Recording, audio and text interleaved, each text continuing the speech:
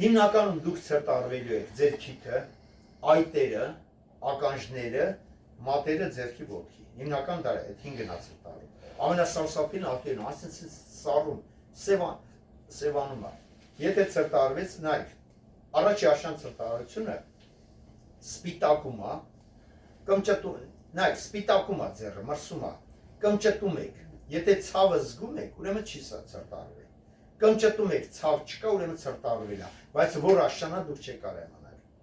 Այրվածքը գիտեք, կարմրում առաջի աշանա, փուչիկներ ալի երկրորդ աշանա, երրորդ, այրվածքը մի անգամից ջոգում եք, ցրտարությունը մի օր հետո եք ջոգում, 2 օր հետո։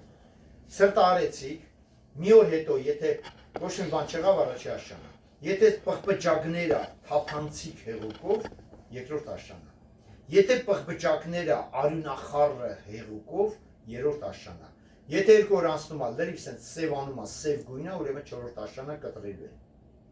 Այսինքն ցրտարելը դուք սենց է, ցրտարությանը ոչ թե առաջի բուժօգնություն է պետք, այլ կանխարգելումը, ոնց անեք, որ չցրտարվի։ Առաջ գիտեք, գյուղացիները ղազի յուղ էին քսում, սագի յուղը քսում էին, քսում ես, դնում ես, էթում ես։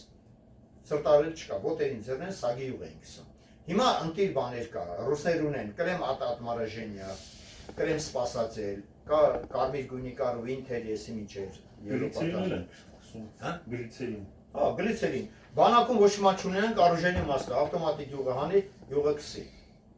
Հիմա ձիզ ձեռնտու է ձեզ, նայեք, եթե գործ եք անելու մատերով ձեռնոց, բայց թաթմանը ամենալավ։ Կարող է մինչև վիշկա դուք թաթմանով գնաք, ինքը մատերը տակ է պահում։ Արդեն գործանելուց հանեք մյուս ձեռնոցը նորից թաթման։ Կա որ օրինակ առաջ կար, չգիտեմ, հիմա կա բանակում սենց ձեռնոց կար թաթման կրակելու։ Հա։ Բայց կա որ սովորական ձեռնոց